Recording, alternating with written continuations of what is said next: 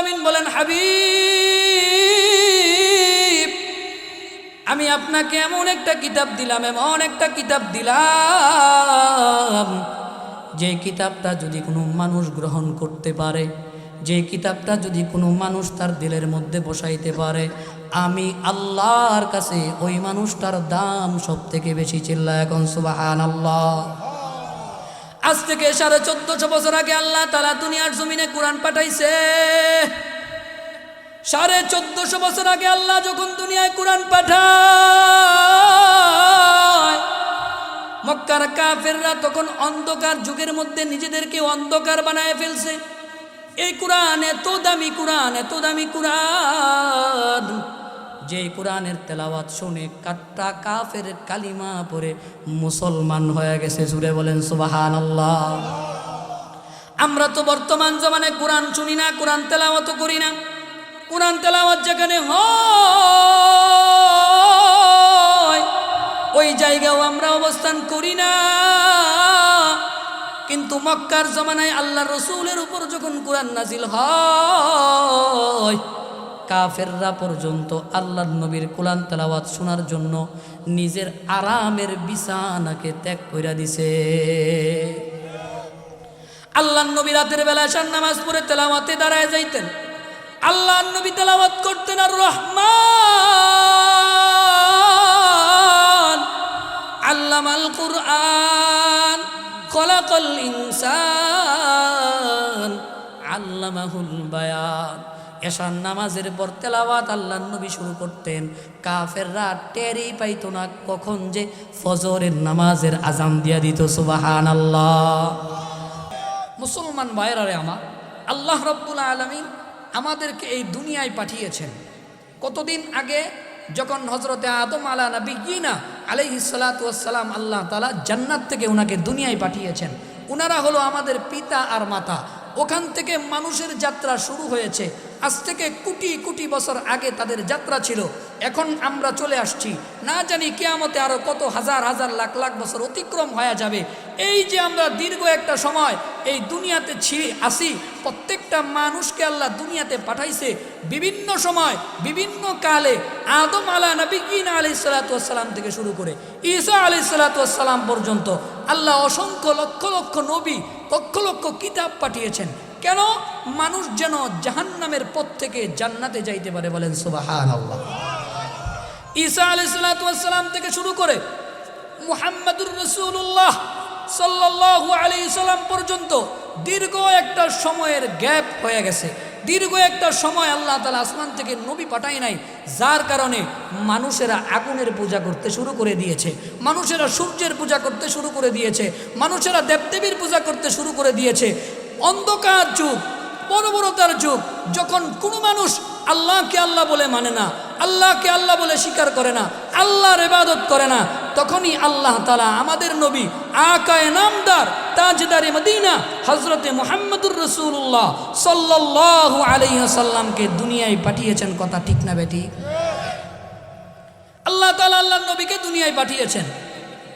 আল্লাহর নবীকে দুনিয়ায় পাঠানোর সাথে সাথে মানুষদেরকে সঠিকভাবে গাইড দেওয়ার জন্য, সঠিকভাবে পরিচালনা করার জন্য আল্লাহ তাআলা আসমান থেকে একখানা কিতাব, যে কিতাব পৃথিবীর সর্বশ্রেষ্ঠ কিতাব, সমস্ত কিতাব যা পিছনে অতিবাহিত হয়ে গেছে, ইনজিল, তাওরাত, জাবুর, শত শত সহিফা, হাজার হাজার সহিফা, হাজার হাজার কিতাব যা অতিবাহিত হয়েছে, সমস্ত কিতাব থেকে আল্লাহ তাআলা পৃথিবীর জমিনে একটা কিতাব পাঠাইছেন। বলেন তো তার নাম কি?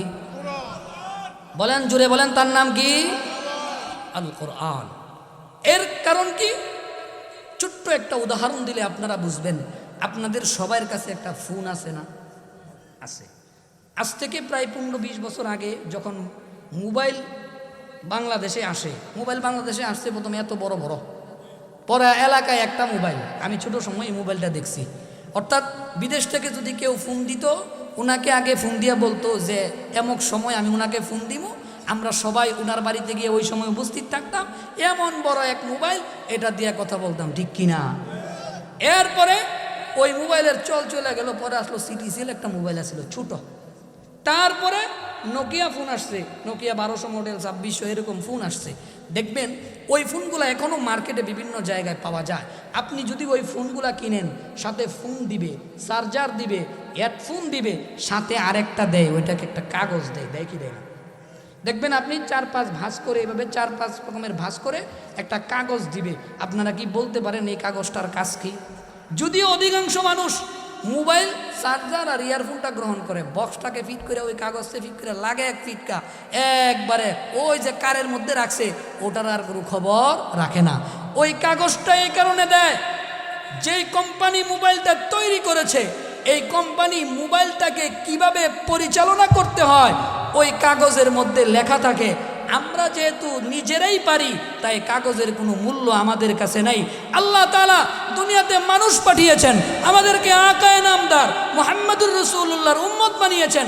আমরা কিভাবে জাহান্নাম থেকে জান্নাতে যাব, কোন পথে হাঁটলে সিরাতুল মুস্তাকিমের পথ আমরা পাবো, এই পথ পরিচালনা করার জন্য, এই পথ নির্ধারণ করার জন্য, পাইয়া সহজ হওয়ার জন্য আল্লাহ তাআলা আমাদেরকে একটা কিতাব দিয়েছেন, যার নাম হলো আল কোরআন। কথা বলেন ঠিক কিনা? এই কিতাবের কাজ কি? এই কিতাবের কাজ হলো, আল্লাহ রাব্বুল আলামিন বলেন, কিতাবুন আনজালনাহু ইলাইকা লিতুখরিজান নাস, কিতাবুন আনজালনাহু ইলাইকা লিতুখরিজান নাস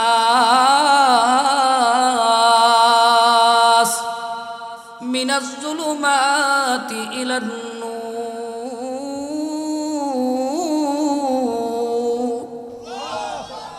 আল্লাহ রব্বুল আলামিন বলেন, আমি আসমান থেকে একটা কিতাব নাজিল করেছি মানুষের জন্য। আমরা যদি আল্লাহ তাআলাকে প্রশ্ন করি, মালিক কেন আপনি কিতাবকে নাজিল করেছেন? আল্লাহ রব্বুল আলামিন বলেন, গোলাম আমি আল্লাহ কিতাব নাজিল করছি তোমাদেরকে অন্ধকার থেকে আলোর পথে ফিরানোর জন্য। বলেন সুবহানাল্লাহ। মুসলমান ভাইরা, আমার কথাগুলো দিল দিয়ে বোঝার চেষ্টা করবেন। আল্লাহ রব্বুল আলামিন আমাদেরকে কিতাব দিয়ে বলে, গোলাম তোমাদেরকে আমি আল্লাহ তাআলা কিতাব দিলাম, তোমাদেরকে যেন অন্ধকার পথ থেকে আলোর পথে নিয়ে আসতে পারে।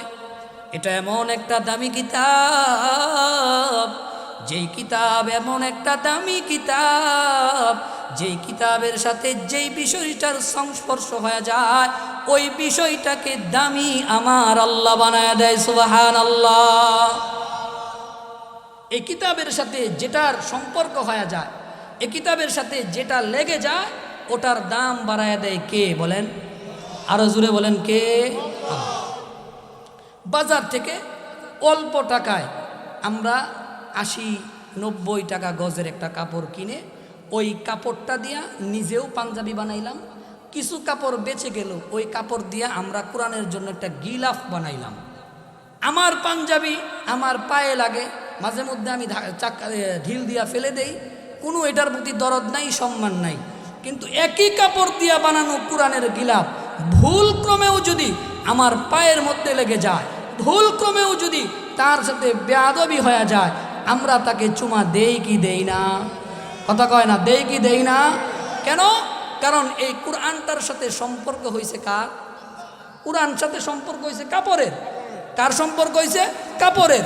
কাপড়ের সম্পর্ক হওয়ার কারণে কোরআনের দাম বেশি, এ কারণে আল্লাহ তাআলা কাপড়ের দামও বাড়ায় দিয়েছে। বলেন সুবহানাল্লাহ। মুসলমান ভাইরা, আমার কথাগুলো দিল দিয়ে বুঝার চেষ্টা করবেন। আল্লাহ রাব্বুল আলামিন বলেন, হাবিব আমি আপনাকে এমন একটা কিতাব দিলাম, এমন একটা কিতাব দিলাম, যে কিতাবটা যদি কোনো মানুষ গ্রহণ করতে পারে, যে কিতাবটা যদি কোনো মানুষ তার দিলের মধ্যে বসাইতে পারে, আমি আল্লাহর কাছে ওই মানুষটার দাম সব থেকে বেশি। চিল্লায় এখন সুবহানাল্লাহ। আজ থেকে 1450 বছর আগে আল্লাহ তাআলা দুনিয়ার জমিনে কোরআন পাঠাইছে। 1450 বছর আগে আল্লাহ যখন দুনিয়ায় কোরআন পাঠায়,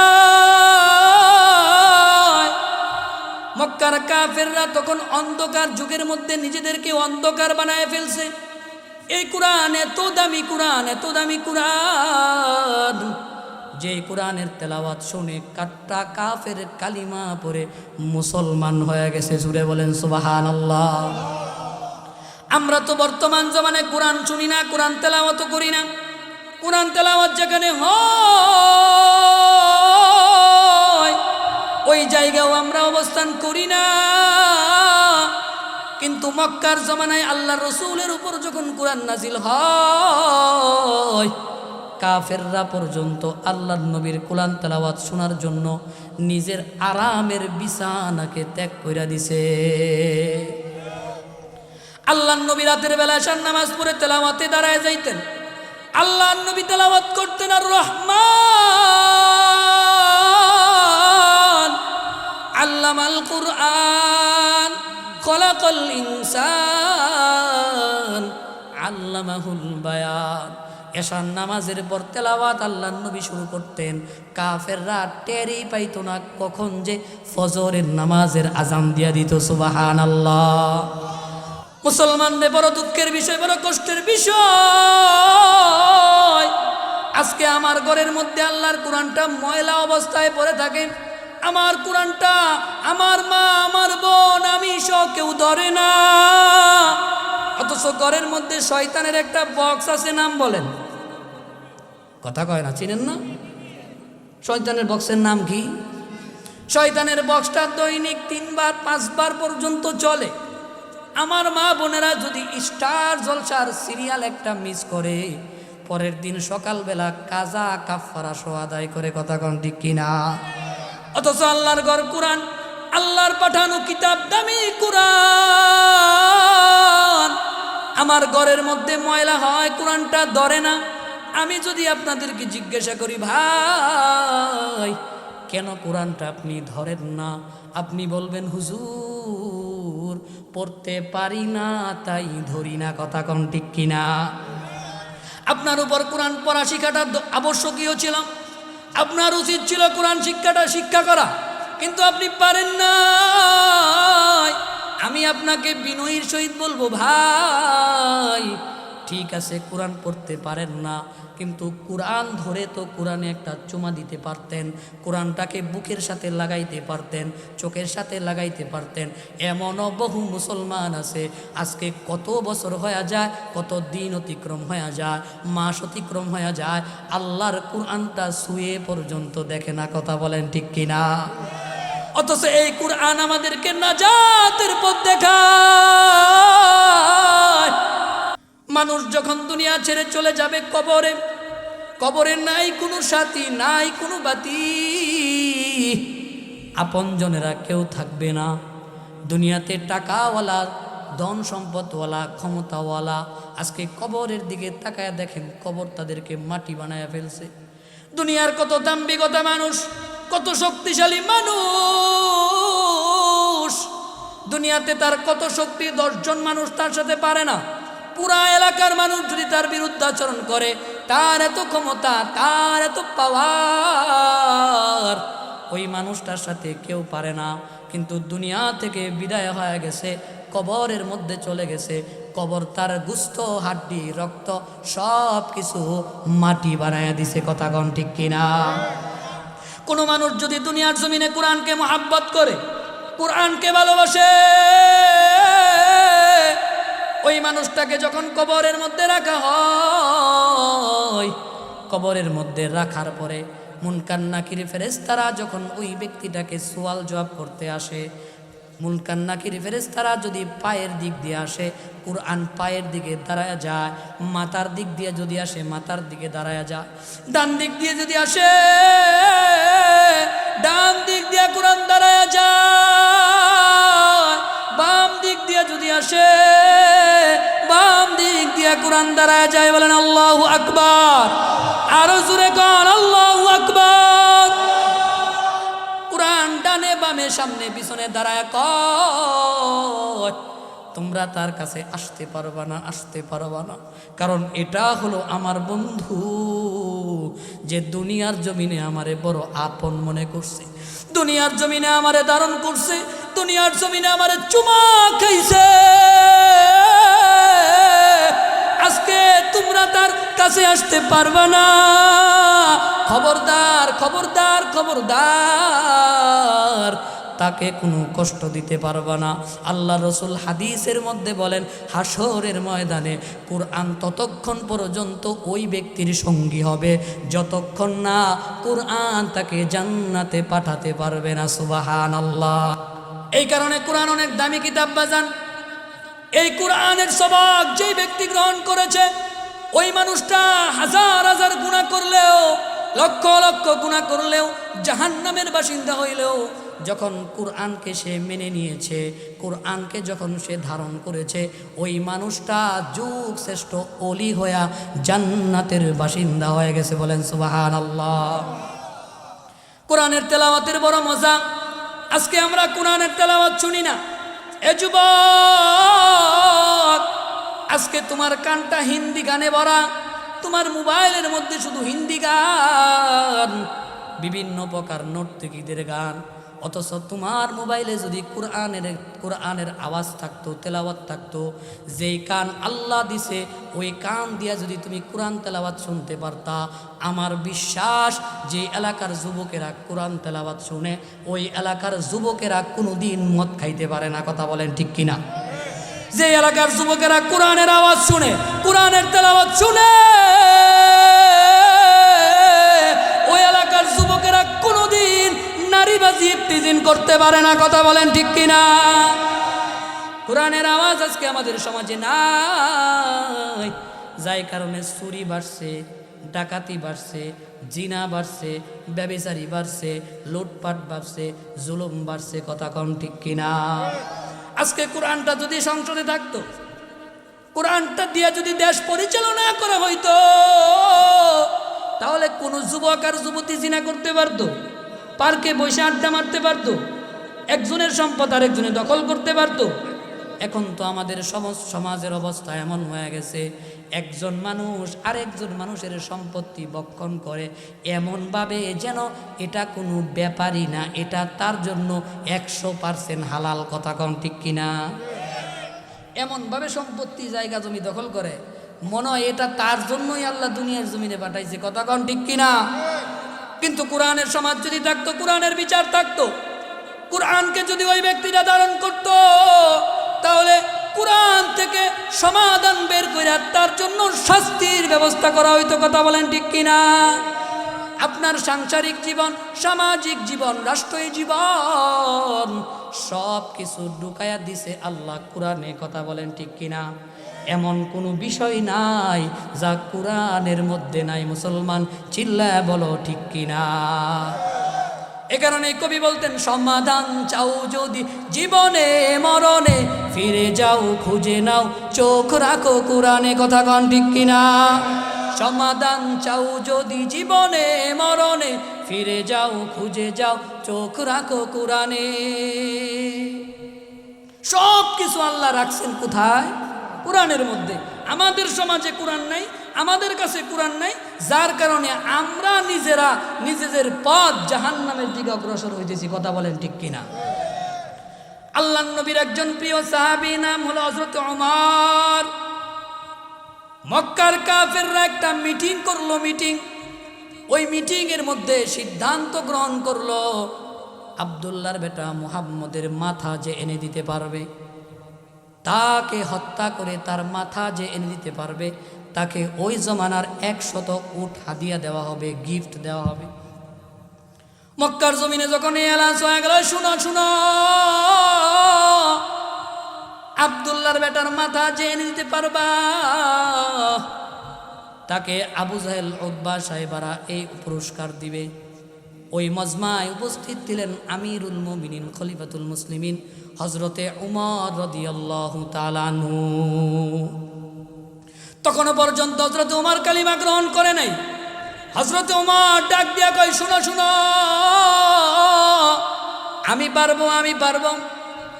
হযরত উমর যখন হাত উঠাইলেন, মক্কার কাফেররা বড় খুশি হয়ে গেছে, কারণ উমর সাধারণ কোনো যোদ্ধা না, উমর হলো মক্কার জমানায় 1 নাম্বার যোদ্ধা। কাফেররা বুঝতে পারলো উমর যেহেতু হাত উঠাইছে, উমর এটা করেই দেখাবে।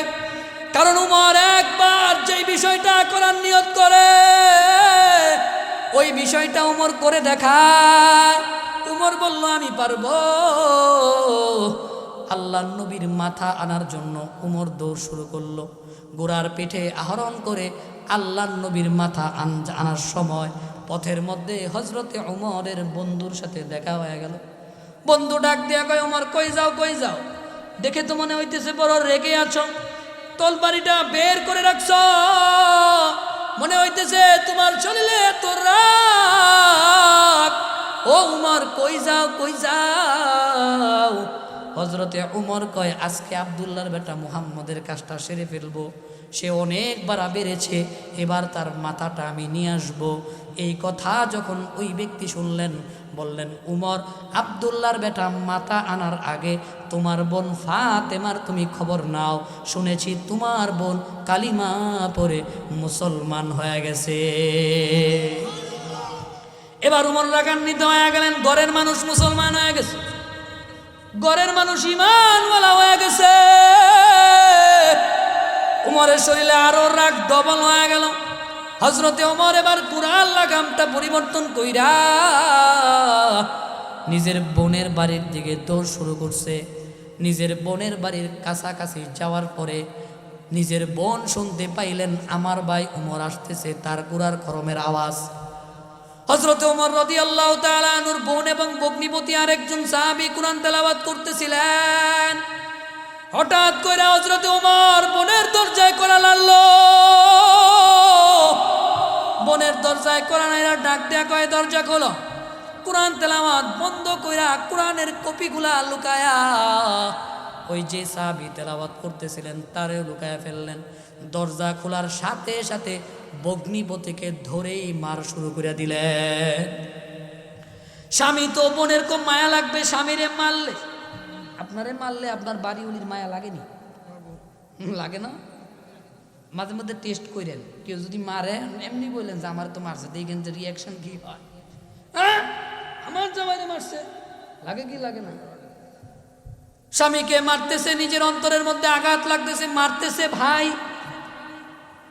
ওই বোন এবার পায়ের সামনে দাঁড়ায় গেছে। যে আঘাতটা স্বামীকে করতেছিল সামনে দাঁড়ানোর কারণে বোনের কপালের মধ্যে ওই আঘাতটা লেগে যায়। আপনাদের কি খারাপ লাগতেছে? ভালো লাগতেছে? চলবে না বন্ধ করে দিব? বাবা আপনারা সাইরা দিলেই আমি বাঁচি। আপনার তো একদিন, আমার হয়েছে ব্যাগ দিন। আপনার একদিন, আমার হয়েছে ব্যাগ দিন। আপনি যদি সাইরা দেন আমারে, তাহলে আমি কই ধরবো ভাই শুনবো না, আমি সাইরা দিব। সাইরা দিব না চলবে? আওয়াজ দেয় না, চলবে না? সাইরা দিব। ভগ্নিপতিকে যেই মায়ের দিছিল ওই মায়ের পড়ছে হযরত ওমরের বোনের কপালে। কপাল থেকে ফিটকি দিয়া রক্ত বের হয়ে গেছে। ভাই তো ভাইয়ের ভাই, বোনের জন্য তার অন্তরের মধ্যে দরদ আছে না নাই? দরদ তো থাকবেই। নিমু খারাপ ভাই হইতে পারে, নিমু খারাপ বোন পাওয়া যায় না। বাপ মরার পরে কিচ্ছু দেয় নাই। বই কয় কি তুই কি করবি, তোর বইয়ের জামার বাড়িতে অনেক কিছু আছে, এত নিয়ে লাভ আছে? এত তাহলে লাভ নাই, দিয়া দে। 10 লাখ টাকা সম্পত্তি 1 লাখ টাকা দেয়, কয় লাখ টাকা দেয়। অথচ এই বোনটা যখন, এই ভাইটা যখন বোনের বাড়িতে যায়, তার পছন্দের দেশি মুরগিটা তার জন্য রান্না করে। কথা কন ঠিক কিনা? বিষয়টা কি, আমি আপনাদেরকে কথা যেহেতু আসছে সহজভাবে বলে দেই। বাবা মারা যাওয়ার পরে বাবা যদি তার টাকা দিয়ে 1 কেজি লবণও কিনে রেখে যায়, ওই 1 কেজি লবণের মধ্যেও আপনার বোনের অংশ আছে। কথা বলেন ঠিক কিনা? কাজী বোনের হক সঠিকভাবে আদায় করতে হবে। 10 লক্ষ টাকার সম্পত্তি হইলে আপনি 12 লক্ষ দিবেন। নিমুখ খারাপ লক্ষ লক্ষ টাকার মালিক হয়েও 10 লক্ষ টাকার সম্পত্তি মাত্র 2 লক্ষ টাকা দিয়ে বইনে কয় গরিব মানুষ টাকা দেয় না। বোনও চিন্তা করে আমারে তো ভাই মাফ করে দেয়, এই যে তার থেকে জোর করে মাপ নিলেন, এই মাপ কোনোদিন হবে? খলিফাতুল মুসলিমিন আমিরুল মুমিনিন হযরত ওমর আমার দিকে মনোযোগ বাজান। যেই মার জামাইকে দিছিল এই মার বোনের কপালে লাগছে। কপাল থেকে ফিটকি দিয়া রক্ত বের হয়ে গেছে। হযরতে ওমর যখন দেখলেন নিজের বোনের কপালের রক্ত, হযরত ওমরের দিলের মধ্যে মায়া চলে আসছে, মায়া চলে আসছে। হযরত ওমর ডাক দিয়া কয়, আমি আসার আগে আমি গুনগুন একটা আওয়াজ শুনছিলাম, তোমরা গুনগুন কইরা কি যেন পড়তেছিলে। এমন কথা যখন বলছে, ওই যে সাহাবী তাদেরকে তেলাওয়াত করে শোনাইতেছিল, উনি লুকায়িত অবস্থা থেকে বের হইয়া ডাক দিয়ে কয়, ওমর আলহামদুলিল্লাহ আলহামদুলিল্লাহ, আল্লাহর নবী গত রাতে তোমার জন্য আর আবু জাহেলের জন্য দোয়া করছে। আল্লাহর কাছে ডাক দিয়া বলছে, মালিক,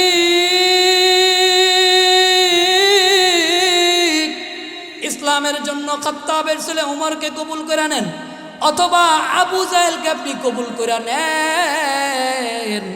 আমার মনে হয় আল্লাহ তাআলা তোমারে হেদায়েত দিয়ে দিছে। উমর, এই যে গুনগুন তুমি শুনতেছিলা, এটা আমি কালামে পাকের তেলাওয়াত করতেছিলাম। উমর কয়, আমারে শোনাও।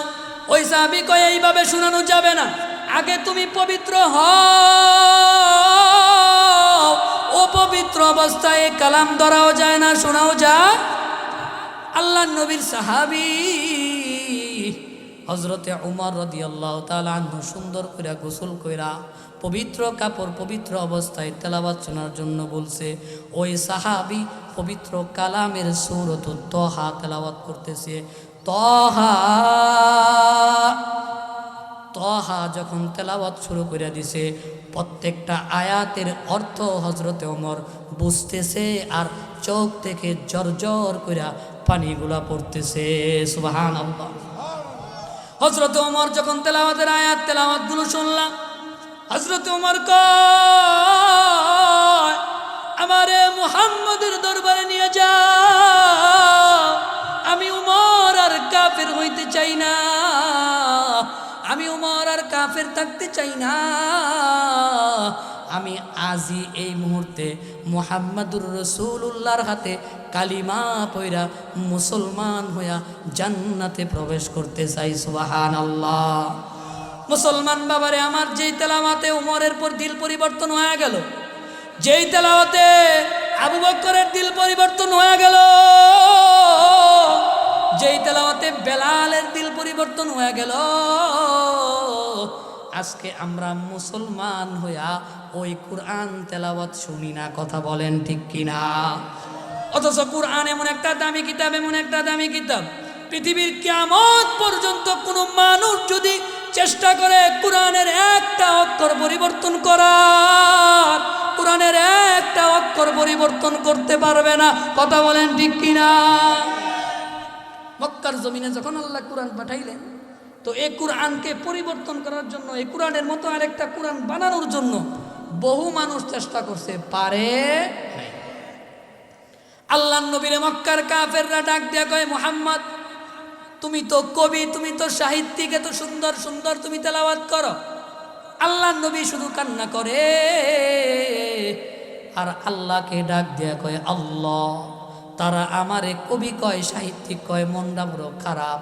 আল্লাহ তাআলা আয়াত নাজিল করে জানায় দেয়, বন্ধু তাদেরকে বলেন, তারা যে আপনারে কবি বলে, তারা যেন এমন একটা কুরআন বানায় নিয়ে আসে। আল্লাহ আয়াত নাজিল করে, কুল্লা ইনজিতামাআতিল ইনসু ওয়াল জিন্নু আলা আইয়াতু বিমিসলি হাযাল কুরআন। সুবহানাল্লাহ। আল্লাহ তাআলা আয়াত নাজিল করে, কুল ইনজিতামাআতিল ইনসু ওয়াল জিন্নু আলা আইয়াতু বিমিসলি হাযাল কুরআন। ও বন্ধু, তাদেরকে ডেকে বলেন, তারা মানুষেরা এবং জিন জাতি মিলে যদি এমন একটা কুরআন বানায় নিয়ে আসতে পারে, তারা যেন সেটা বানিয়ে নিয়ে আসে। এই কথা যখন আল্লাহর নবীরে আল্লাহ বললেন, আল্লাহর নবী ভয় পায়া গেলেন, তারা যদি বানায় ফেলে কি করে। আমি আপনাকে বললাম, ভাই আপনি যদি পারেন তো এমন একটা হ্যান্ডবিল বানায় নিয়ে আসেন, তবে আমার মনে মনে ভয়, আল্লাহ না জানে যদি সে এটা বানায় নিয়ে চলে আসে। আল্লাহর নবীর মধ্যে ভয়। আল্লাহ যে আয়াত নাজিল করে অ্যানাউন্সমেন্ট করে দিছে, না জানি তারা সেটা বানায় নিয়ে আসে। এবার আল্লাহ তাআলা কনফার্ম করে দিলেন, লা ইয়াতুনা বিমিসলিহি ওয়ালাউ কানা বা'দুহুম লিবা'দিন যহিরা। আল্লাহ তাআলা কনফার্ম করে দিয়েছে লা ইয়াতুনা বিমিসলিহি, ও বন্ধু কখনো না, কখনো না এমন একটা কিতাব কিয়ামত পর্যন্ত চেষ্টা করলেও এমন একটা কিতাব তারা বানাইতে পারবে না। আল্লাহর নবী মক্কার কাফেরদেরকে ডাক দেয়া কয়, ও মক্কার কাফেরবাসী শুনো, আল্লাহর পক্ষ থেকে তোমাদের জন্য ঘোষণা, তোমরা যে আমারে কবি কও, তোমরা যে আমারে সাহিত্যিক বলে গালি দাও, আল্লাহ তাআলা ঘোষণা কইরা দিছে তোমরা যদি পারো এমন একটা কিতাব তোমরা বানায়া নিয়ে আসো।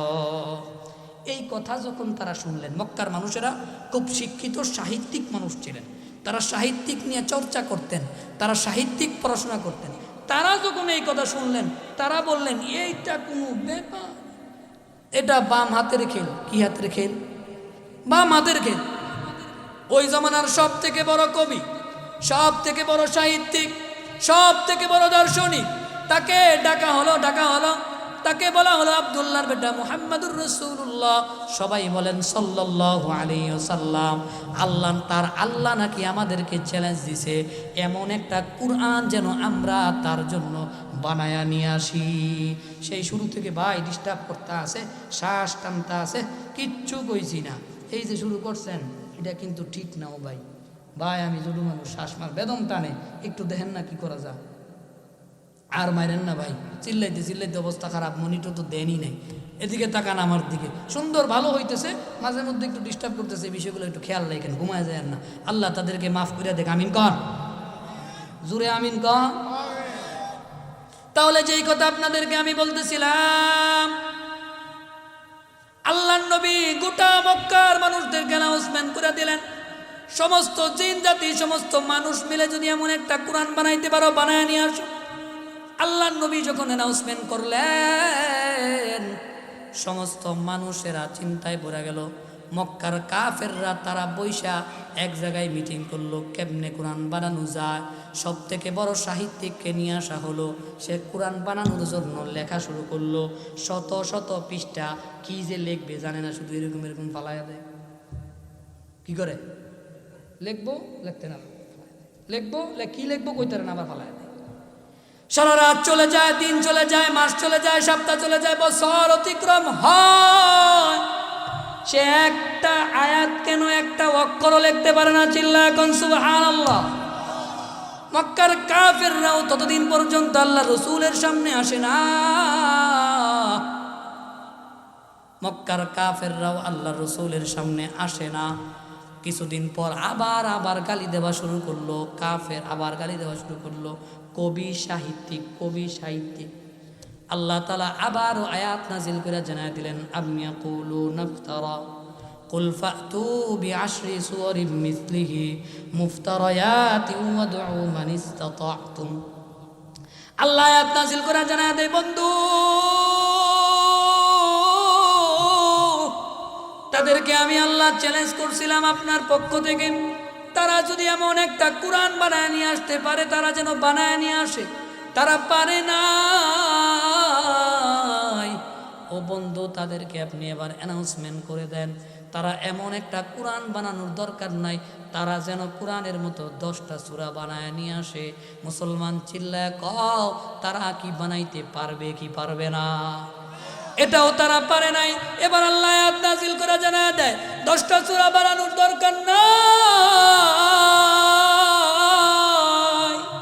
কোরআনের সব থেকে ছোট সূরা ইন্না আ'তাইনাকাল কাউসার ফাসাল্লি লিরাব্বিকা ওয়ানহার ইন্না শানিআকা হুয়াল আবতার, এমন একটা সূরা যেন তারা বানায় নিয়ে আসে। আল্লাহর কসম, খুদার কসম, আল্লাহর কসম, এমন একটা সূরাও তারা বানায়া নিয়ে আসতে পারে নাই। চিল্লায়া বলেন সুবহানাল্লাহ। আল্লাহর নবীর এক সাহাবী উৎসাহিত হয়ে ডাক দিয়া কয়, ও মক্কার কাফেরবাসী শুনো, আল্লাহ তাআলা তাআলা তোমাদের জন্য অ্যানাউন্সমেন্ট করছে, পারলে এমন একটা ছোট চূড়া বানায় নিয়ে আসো। তারা এমন একটা ছোট চূড়াও বানায় নিয়ে আসতে পারে নাই। এবার বলেন, কিয়ামত পর্যন্ত এই কোরআনকে কেউ পরিবর্তন করতে পারবে? কোরআনকে কিয়ামত পর্যন্ত কেউ পরিবর্তন করতে পারবে না। কাজী কোনো মুসলমান যদি, কোনো সন্তান যদি, কোনো যুবক যদি এই কোরআনকে বুকের মধ্যে লালন করতে পারে, ওই সন্তান কোনোদিন বাবা মাকে কষ্ট দিতে পারে না। কথা বলেন ঠিক কিনা? আজকে আমাদের দেশে, বাংলাদেশে বৃদ্ধাশ্রম আছে না নাই? কথা কয় না, আছে না নাই? আপনাদের দিকে আছে না ঢাকায় আছে? আপনাদের দিকে আছে? আপনাদের দিকে বৃদ্ধাশ্রম না থাকলেও কিছু কুলাঙ্গার, কিছু অপদার্থ বাবা মার শরীরে আঘাত করতে দ্বিধাবোধ করে। কোন মানুষের অন্তরে যদি কোরআন থাকতো তাহলে ওই সন্তানটা কোনোদিন বাবা মার শরীরে আঘাত করতে পারতো না। কারণ সে জানতো ওয়াবিল ওয়ালিদাইনি ইহসানা ইম্মা ইয়াবলুগান্না ইনদাকাল কিবারা আহাদুহুমা আও কিলাহুমা ফালা তাকুল লাহুমা উফফিন ওয়ালা তানহারহুমা ওয়া কুল লাহুমা কওলান কারীমা। আল্লাহ তাআলা বলেন, ও গোলাম, বাবা মার প্রতি আহসান কর, দয়া কর। বাবা মা যদি বৃদ্ধ হয়ে যায়, তুমি যদি একজন অথবা দুইজনকে পাও, খবরদার খবরদার তাদের খেদমত করো। মানুষ যখন বৃদ্ধ হয়ে যায়, মানুষ যখন বুড়া হয়ে যায়, মানুষের মাথার তারগুলা আস্তে আস্তে ঢিলা হয়ে যায়। এক কথা বারবার বলতে থাকে, এক কাজ বারবার করতে থাকে। সন্তান, তোমার বাবা মা যদি এক কথা বারবার বলে, এক কাজ বারবার করে, খবরদার খবরদার বিরক্ত হইয়া শব্দটাও তুমি তোমার মুখ দিয়া বের করবা না। সুবহানাল্লাহ। আপনি যদি কিশোরগঞ্জ শহরে বৃদ্ধাশ্রমে যান, আপনি যদি ঢাকা বৃদ্ধাশ্রমে খোঁজখবর নেন, আপনি যদি সমস্ত বৃদ্ধাশ্রমটা তালাশ করেন, একজন বাবা আর মা আপনি পাবেন না যেই বাবা মার সন্তানটা কোরআনের হাফেজ, যেই বাবা মার সন্তানটা কোরআনের আলেম, কোরআনের আলেম হইয়া বাবা মারে বৃদ্ধাশ্রমে পাঠাইছে, এমন সন্তান বাংলার জমিনে নাই। কথা বলেন ঠিক কিনা? আর যদি আপনি বৃদ্ধাশ্রমে অনুসন্ধান করেন, এরকম হাজারো শত শত সন্তান আপনি পাবেন, যেই সন্তানগুলো ডাক্তার, যেই সন্তানগুলো ইঞ্জিনিয়ার, আমেরিকায় থাকে, নিউ ইয়র্কে থাকে, বিভিন্ন বড় বড় রাষ্ট্রের মধ্যে থাকে। ওই সন্তানগুলো তার বাবা মারে বৃদ্ধাশ্রমের মধ্যে পাঠায় দিছে। কথা কন ঠিক কিনা? অথচ এই মা আর আপনার মা আর আমার মা কি পরিমাণ কষ্ট করছে, কি পরিমাণ কষ্ট আপনার মা আমার মা করছে। আপনি আমি যখন আমার মার পেটের মধ্যে আসছি, খুব মনোযোগ দিয়ে দিলটারে নরম করে দেন। একবার চিন্তা করো না, যেই মানুষটার মা দুনিয়াতে নাই, যে একবার মা বইলা ডাকতে পারে, একবার তুমি তারে জিজ্ঞাসা করে দেখো, একবার তুমি তারে সওয়াল করে দেখো, একবার শুধু মা ডাকার জন্য হৃদয়টা বড় খার খার হয়ে আছে। কথা কন ঠিক কিনা? এমনও তো অনেক যুবক আমি দেখছি, জুমার নামাজের পরে আইসা মুসাফা করে আর কান্না করে। জিজ্ঞাসা করলাম, কেন কান্না করো? ওই যুবক সন্তানটা ডাক দিয়া কয়, হুজুর, আমি যখন ছোট ছিলাম আমার বাবা মা বড় কষ্ট কইরা আমার লেখাপড়া করাইছে। শুধু দেশের বাড়িতে লেখা করাইছে তা না, বিদেশের বাড়িতে পর্যন্ত আমাকে পড়াশোনা করাইছে হুজুর। তখন আমার কাছে কোনো টাকা ছিল না। আমি বহুদিন দেখছি আমার বাবা সকালবেলা না খায়া আমার জন্য ক্ষেতের মধ্যে কাজ করতে চলে গেছে। আমি আমার মা বাবারে বহুদিন দেখছি ঈদের দিন যখন চলে যায়, আমার জন্য দামি দামি জুতা কিনে, আমার জন্য দামি দামি পোশাক কিনে, আমার জন্য দামি দামি ঘড়ি কিনে, কিন্তু আমার বাবা দামি একটা লুঙ্গি কিনে না, আমার বাবা দামি একটা জুতাও পর্যন্ত কিনে না, আমার বাবা দামি কোনো পোশাক কিনে না। হুজুর, এত অভাবের সংসার, কোনোদিন ভালো কিছু আমরা খাইতে পারি নাই। আমার বাবার সংসারে অভাব, কিন্তু আল্লাহর কি কুদরত দেখেন হুজুর। আজকে আমি হাজার হাজার লক্ষ লক্ষ টাকার মালিক, কিন্তু বাবা মারে খাওয়ানোর মতো বাবা মা আমার দুনিয়ায় বেঁচে নাই। আজকে মনটা বড় চায় বাজার থেকে আঙ্গুর ফল কিনি, বাজার থেকে আপেল মালটা বেদানা কমলা কিনি, নিজের হাতে ওই ফলগুলোকে দৌত করে বাবা মার মুখের মধ্যে উঠায়া দে।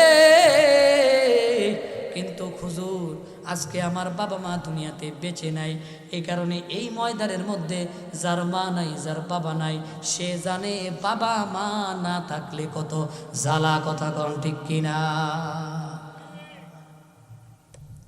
মুসলমান ভাইরা আমার, যেই কথা আপনাদেরকে আমি বলতেছিলাম, আপনি যদি ঢাকা শহরে আপনি বৃদ্ধাশ্রমগুলো তালাশ করেন, দেখবেন কোন কোরআনের হাফেজের মা ওখানে না, আলেমের মা ওখানে নাই, আছে ডাক্তার ইঞ্জিনিয়ারের মা।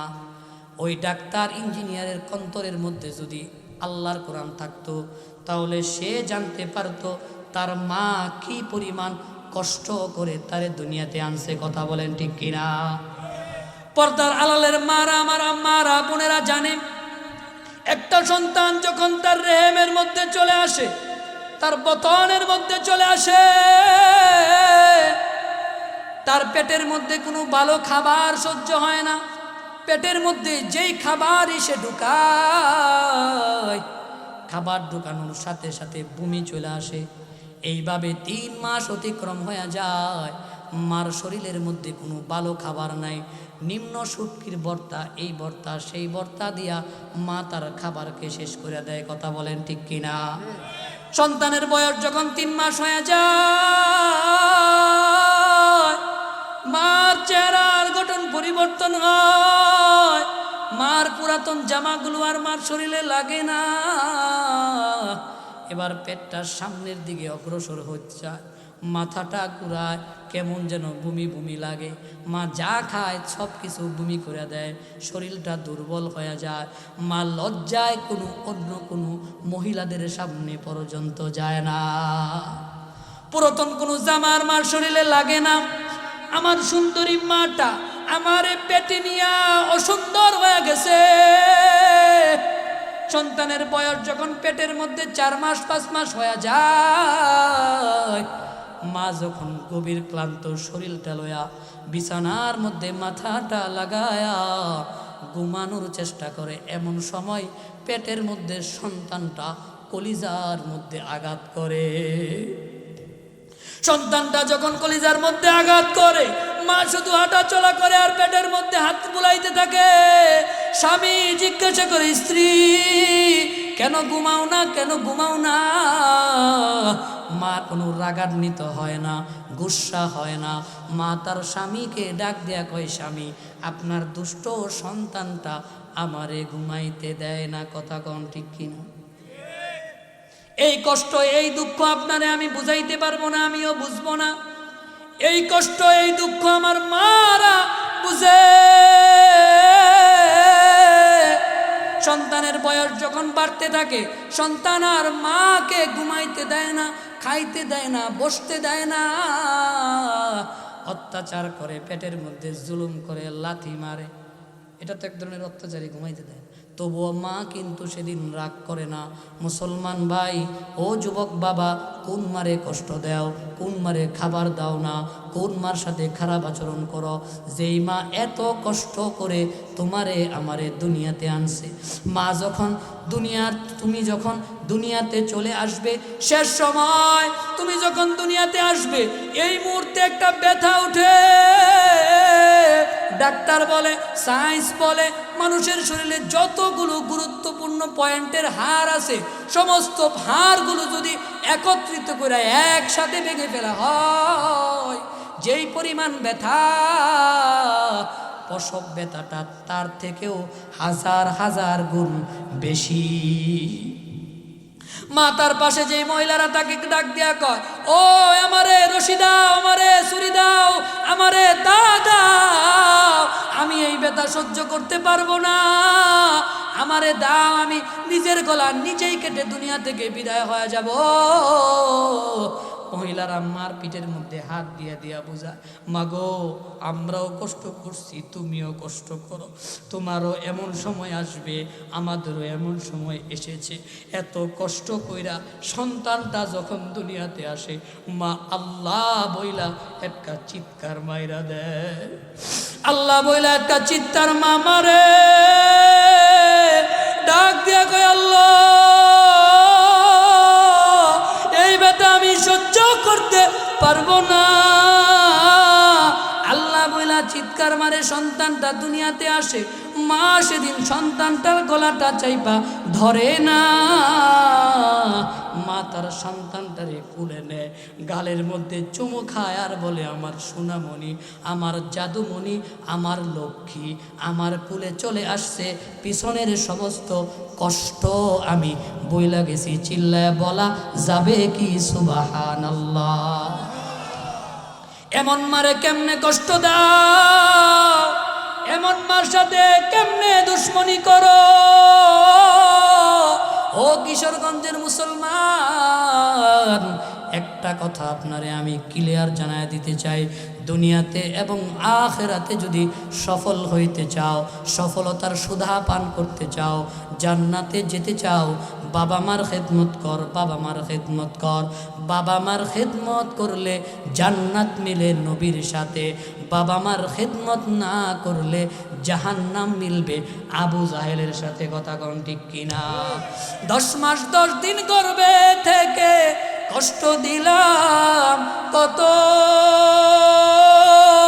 ভুলে নিয়ে ভুলে গেল ব্যথার পাহাড় যত, নিজে না খেয়ে মা,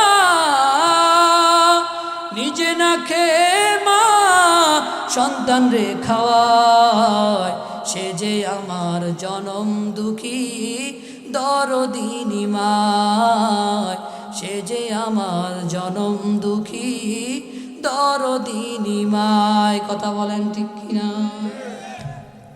মা বাবার খেদমত করলে নবীদের সাথে জান্নাত মিলে। বলেন কার সাথে জান্নাত মিলে? চিল্লায় কয় না, কার সাথে জান্নাত মিলে? এই একটা ওয়াকিয়া আপনাদেরকে আমি শোনাবো, এই ওয়াকিয়াটা শোনাই আমি আমার আলোচনা ইতি টানবো। বলেন ইনশা আল্লাহর একজন জলিলুল কদর পয়গম্বর ছিলেন, নাম ছিলেন মূসা। কি নাম? কালিমুল্লাহ। কি? কালিমুল্লাহ। হযরতে মূসা আলাইহিস সালাতু ওয়াস সালাম এমন একজন নবী যিনি দুনিয়াতে সরাসরি তুর পাহাড়ে আল্লাহর সাথে কথা বলতেন। সুবহানাল্লাহ। যে ব্যক্তি দুনিয়া থাইকা আল্লাহর সাথে কথা কয়, ওই ব্যক্তির দাম বুঝি কম? কম না বেশি? কথা কয় না, কম না বেশি? যে ওয়াকিয়াটা আপনাদেরকে শোনাই খুব গুরুত্বপূর্ণ ওয়াকিয়া। দেখেন, একজন মানুষ, মানুষের মধ্যেও তো কিছু কোয়ালিটি আছে। সাধারণ একজন মানুষ, কি মানুষ? মার খেদমত কইরা নবীর সাথে জান্নাতে যাবে। সুবহানাল্লাহ। যে কথা বলতেছিলাম, আল্লাহর পয়গম্বর হযরতে মূসা দুনিয়ার জমিনে আল্লাহর সাথে সরাসরি কথা বলতেন। একদিন হঠাৎ কইরা মূসা আলাইহিস সালাম খুব ডাইনামে আল্লাহরে কথা জিগাইতেন, যে কথাগুলা সাধারণত আল্লাহরে কেউ সাহস করে জিগানোর মতো না। একদিন জিগাইতেছে, আল্লাহ আমি যদি আল্লাহ হইতাম, আপনি যদি আমার বান্দা হইতেন, আমি যদি আল্লাহ হইতাম, আপনি আল্লাহ, কথার কথা, তাহলে আপনি আমার কাছে কি চাইতেন? আচ্ছা, এটা কি আল্লাহরে বলা যায়? তবু উনি বলছে যে তুমি কালিমুল্লাহ, কইছে মূসা রে, আমি যদি তোর কাছে চাইতাম তো আমি আল্লাহ তোর কাছে সুস্থতা চাইতাম। বলেন কি চাইতেন? তার মানে সুস্থতার নিয়ামত কম না বেশি? মাইকুলারে মনে আপনারা খাওয়ার নাই, বলেন। ও আচ্ছা আচ্ছা, ঠিক আছে, মাশাআল্লাহ।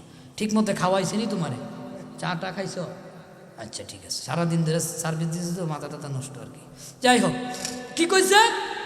যে আপনি যদি আল্লাহ হইতেন, আমি যদি আল্লাহ হইতাম, আপনি যদি আমার বান্দা হইতেন, কি চাইতেন? সুস্থতা। আপনি খান না আমি জানি, খাইলে কি খাইতেন? আল্লাহ খায় কি খায় না? খায় না। আপনারা কি মনে করেন আল্লাহ খায়? আল্লাহ কিছু কিছুই খায় না। আল্লাহ তো আল্লাহ, আল্লাহর খাওয়া লাগে না। আল্লাহ কোনো মাখলুকের মুখাপেক্ষী না। আমরা জানি আল্লাহর হাত আছে, চোখ আছে, কিন্তু কোনো মাখলুকের মতো না। আল্লাহর হাত আল্লাহর মতো, এটা কোনো মাখলুক কোনোদিন দেখতে পারে নাই। মূসা আলাইহিস সালাম একদিন আল্লাহরে জিজ্ঞাসা, আল্লাহ আমার জান্নাতের সঙ্গী কে হবে? আমি তো শুনছি জান্নাতে সবাইরে আপনি একটা রফিক দিবেন, বন্ধু দিবেন। আমার বন্ধু জান্নাতে কে হবে? আল্লাহ তাআলা কয় জান্নাতে তোমার বন্ধু কসাই। কি কয়? কসাই। আপনাদের এলাকার কসাই মনে অনেক দাম, তাই না? কসাইরে আপনারা অনেক দাম দেন না, একেবারে প্রেসিডেন্টের চেয়ারে বসান, তাই না? তাই না? আপনাদের এলাকার সভাপতির চেয়ারে কসাই বসে, তাই না? কসাই কারে কয়? গরু জবক দেয় রে কসাই কয় না? এটা নিয়ে কসাই কয়। গরু গুস্ত বিক্রি করে তারে কসাই কয়। গরু জব করলে যদি কসাই হইতো তাহলে প্রতি কুরবানি ঈদের সময় প্রত্যেকটা হুজুরই তো কসাই। আমরা কি কসাই? কসাই কারে কয়? গুস্ত যে বিক্রি করে তারে কি কয় ভাইজান বলেন? বলেন তারে কি কয়? কসাই কয়। মুসা আলাইহিস সালাম কয় আল্লাহ এটা কি কইলেন?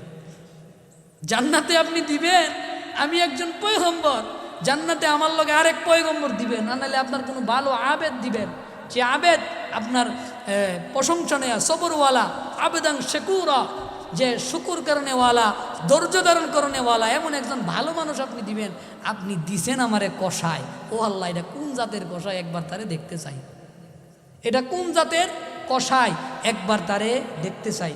আপনারা যদি জানেন যে আপনাদের মসজিদের ইমাম সাহেবের সাথে আপনাদের এলাকার একজন জান্নাতে যাবে, তো আপনারা তারা দেখবেন না?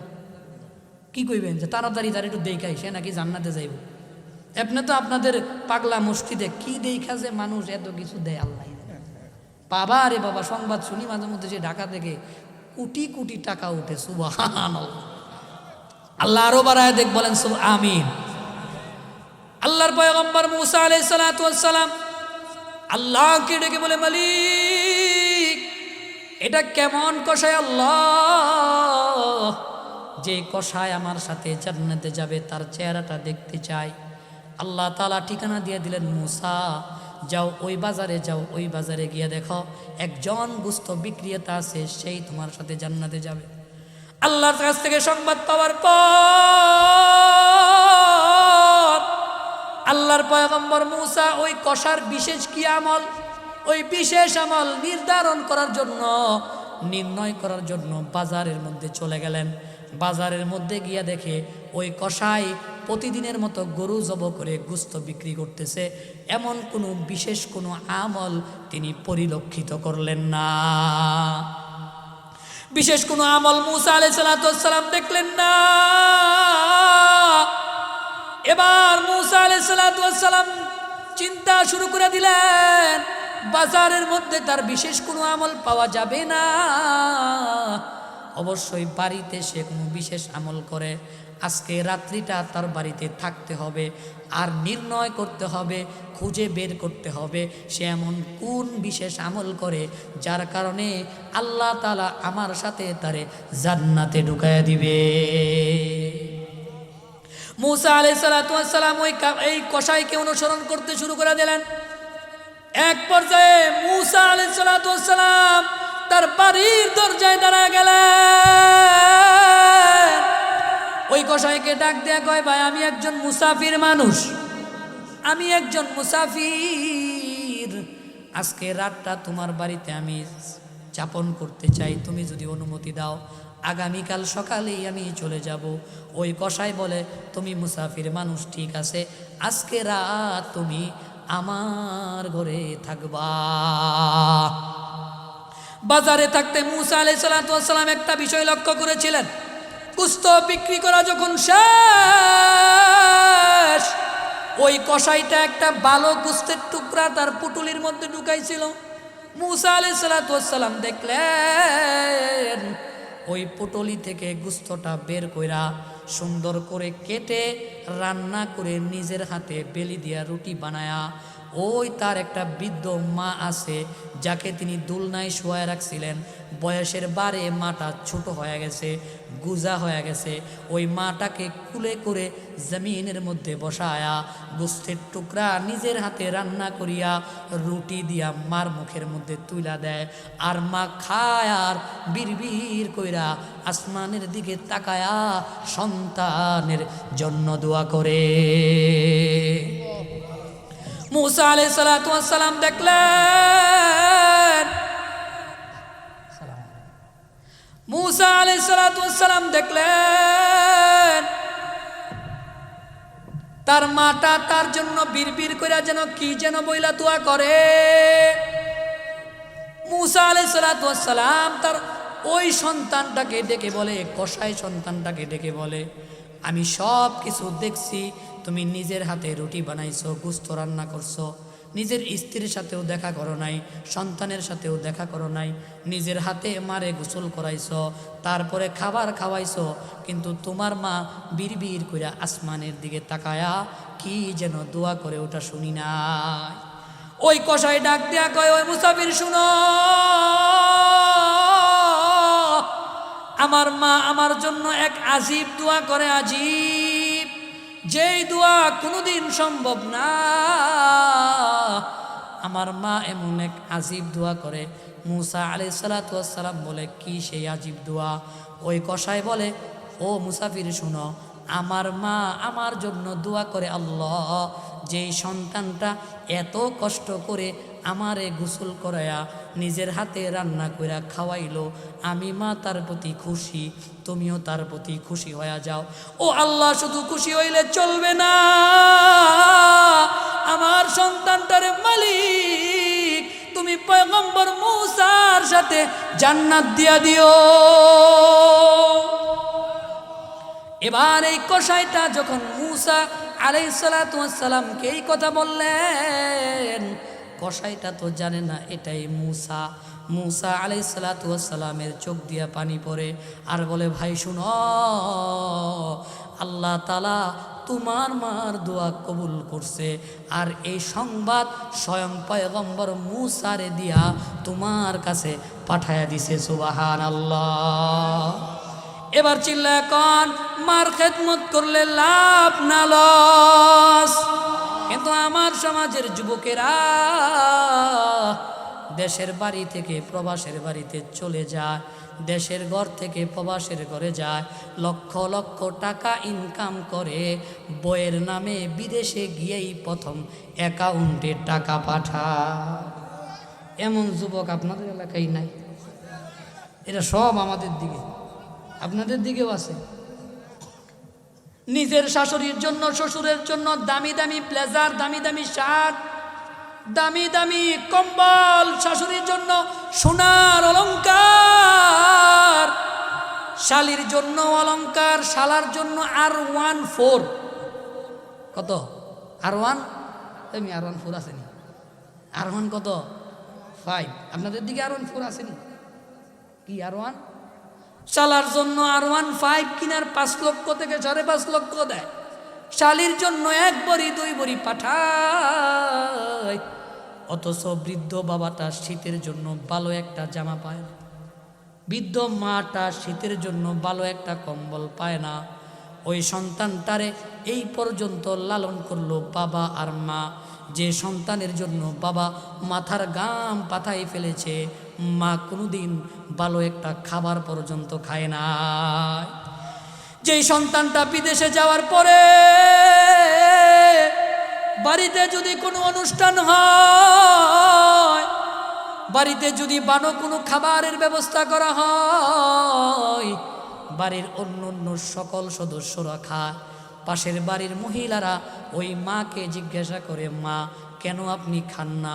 মা কান্না করে, আমার সন্তানটা বিদেশে থাকে, না জানি আমার সন্তানটা প্রবাসে কি খায়, আমার সন্তানটা প্রবাসে কি রান্না করে। আমি শুনছি প্রবাসের জীবন নাকি বড় কষ্টের। 8 ঘন্টা 12 ঘন্টা ডিউটি করার পর নিজের হাতেই রান্না করতে হয়, সব কিছু নিজের হাতে করতে হয়। এমনও তো অনেক যুবক আছে অনেক দিন খাবার না খেয়ে ঘুমায় যায়। মা ডাক দিয়া কয়, আমার সন্তানটা প্রবাসে আছে, আমি মার গলা দিয়া ভালো কোনো খাবার নামবে না। অথচ ওই সন্তানটা যখন প্রতিষ্ঠিত হয়ে যায়, ওই সন্তানটা যখন সফল, ওই সন্তানটাই বাবা মারে বুইলা যায়। এর যুবক রে, নকল বাবা মা পাইয়া আসল বাবা মারে বইলা গেলি, মনে রাখবি সোনা হারায়া রূপার প্রতি তোর দৃষ্টি। যে ব্যক্তি সোনাকে হাত ছেড়ে দেয়, রূপাকে গ্রহণ করে, দুনিয়ার জমিনে কোনো দিন সে সফল হইতে পারবে না। কথা কন ঠিক কিনা? এই কারণে আল্লাহ তাআলা পবিত্র কালামের মধ্যে যত জায়গায় আল্লাহ ইবাদতের কথা বলছে, তত জায়গায় আল্লাহ বাবা মার খেদমত করার কথা বলছে। যত জায়গায় বলছে আল্লাহ নামাজ পড়, যত জায়গায় বলছে আল্লাহ আমার আল্লাহর ইবাদত কর, তত জায়গায় আল্লাহ বলছে ওয়াবিল ওয়ালিদাইনি ইহসানা ওয়া ওয়াসাইনাল ইনসানা বিওয়ালিদাইহি ওয়া ওয়াসাইনাল ইনসানা বিওয়ালিদাইহি হুসনা ওয়া ওয়াসাইনাল ইনসানা বিওয়ালিদাইহি ইহসানা। যত জায়গায় আল্লাহ রব্বুল আলামিন আল্লাহর ইবাদতের কথা বলছে, তত জায়গায় আল্লাহ তাআলার বান্দা বান্দি বাবা মার খেদমত করার কথা বলছে। শুরুতে আমি যেই কথা আপনাদেরকে বলতেছিলাম, যেই মানুষটার অন্তরের মধ্যে কোরআনের আলো আছে, কোরআনের জ্ঞান আছে, ওই মানুষটা কোনোদিন বাবা মারে কষ্ট দিতে পারে না। কথা বলেন ঠিক কিনা? এই কারণে আল্লাহ তাআলা আয়াত নাজিল করে জানায় দেয়, কিতাবুন আনজালনাহু ইলাইকা লিতুখরিজান নাস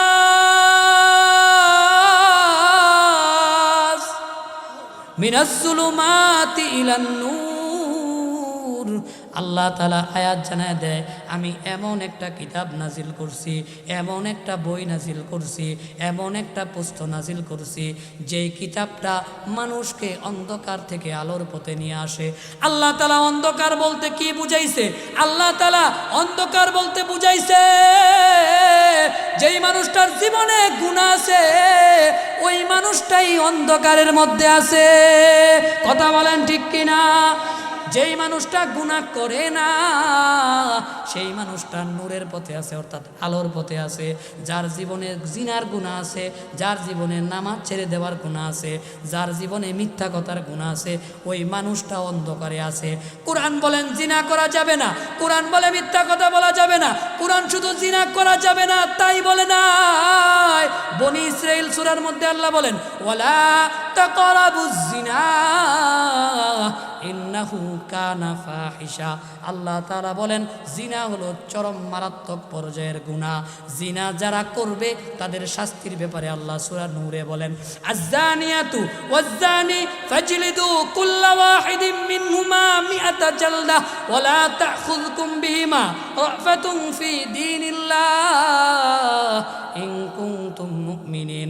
আল্লাহ তাআলা জানায় দেয়, যারা জিনা করবে তাদের বিচারের ব্যবস্থা যদি তোমরা করতে পারো না, তোমাদেরকে মুমিন থেকে আমি আল্লাহ নাম কেটে দিব।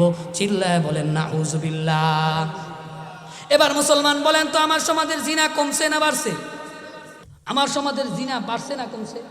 কথা কয় না, বাড়ছে না কমছে? কেন? কারণ আমার সমাজে নাই কোরআন। কি নাই বলেন?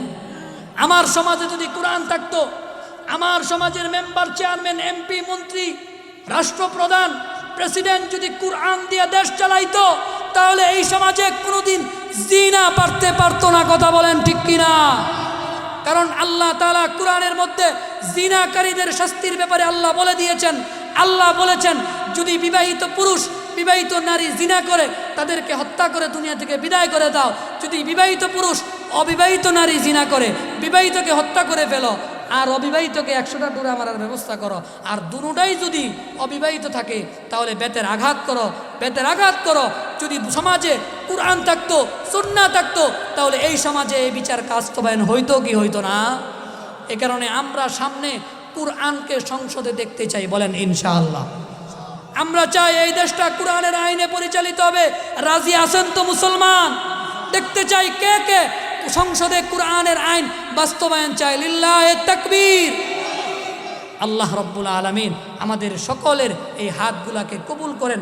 এই পর্যন্ত যত আলোচনা করেছি, আল্লাহ তাআলা এই আলোচনার উপর আমাদের সকলকে আমল করার তৌফিক দান করেন। বলেন আমিন।